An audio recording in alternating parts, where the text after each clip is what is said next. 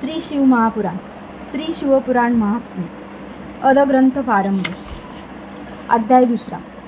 देवराज ब्राह्मणाचा उद्धार। श्री गणेशाय नमः। शौनक म्हणाले, सुतजी तुम्ही धन्य आहात, तुम्ही परमार्थ तत्व यथार्थ जाणले आहे। तुम्ही आम्हाला शिवपुराणाचे अद्भुत आणि दिव्य महात्म्य सांगून मोठी कृपा केली आहे। या भूलोकी शिवकथेसारखे कल्याणप्रद आणि सर्वश्रेष्ठ असे अन्य साधन नाही, ही गोष्ट आमच्या लक्षात आली आहे। आता कलियुगात या कथेच्या पुण्यप्रभावाने कोणकोणते पातकी शुद्ध होतात ते सांगून या जगाला कृतार्थ करा, अशी विनम्र प्रार्थना आहे। शुत शौनकांना म्हणाले, मुनिवर्य, शिवपुराणाच्या श्रवण पठनाने पापी, दुराचारी, दुष्ट आणि कामक्रोधादी विकारांनी व्यापलेले सर्व मानव शुद्ध होतात। मी तुम्हाला याविषयी एक पुरातन कथा सांगतो। तिच्या श्रवणाने मनुष्याच्या पापांचा पूर्णतः नाश होतो। फार पूर्वीची गोष्ट आहे। किरातांच्या नगरात देवराज नावाचा एक दुर्बळ व दरिद्री ब्राह्मण राहत असे। तो वैदिक धर्माला अनुसरून वागत नसे, पैशवृत्तीचा अवलंब करून रसादिकांची विक्री करत असे।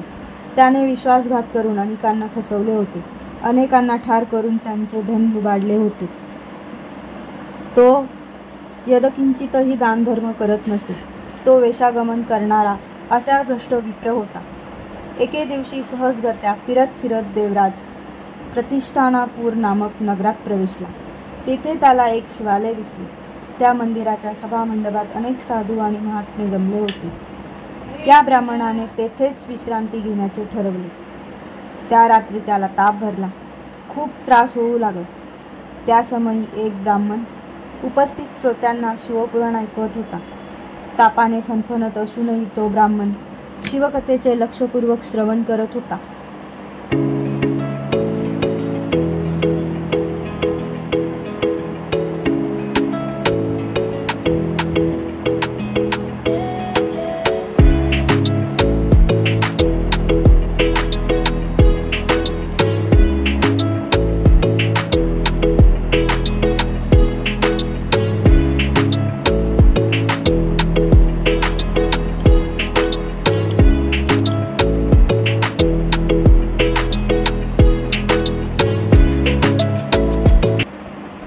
हे कथानक महिनाभर चालले होते।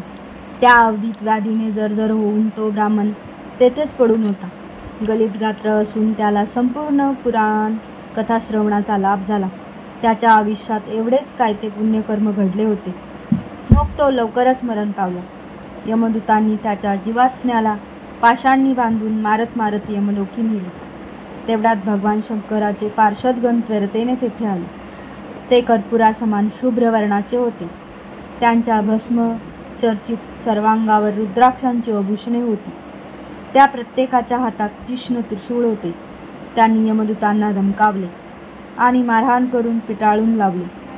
त्यांनी देवराजांची पाशांतून मुक्तता केली। त्यांना शिवलोकी नेण्यासाठी एका दिव्य विमानात बसवले। त्यामुळे यमलोकात मोठी खळबळ माजली।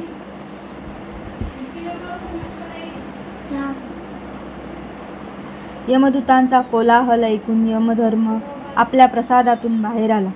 साक्षात रुद्रासमान दिसणाऱ्या पार्षदगणांना पाहून त्याला मोठे आश्चर्य वाटले। त्याने भीतीपोटी त्यांच्याकडे कसलीही विचारणा केली नाही। अंतर्दृष्टीने सर्व प्रकार जाणून घेऊन तो गप्प राहिला।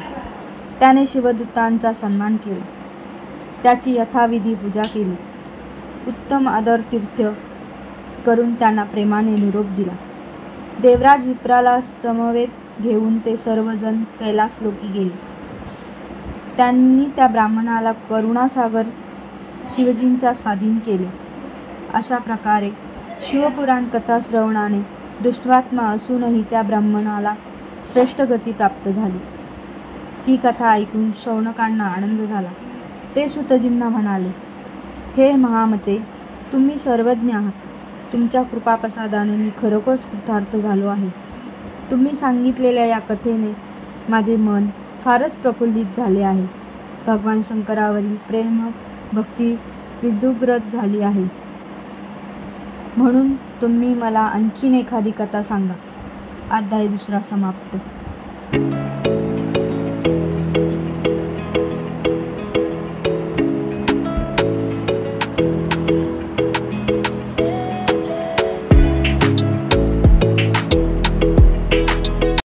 धन्यवाद भक्तगणांनो.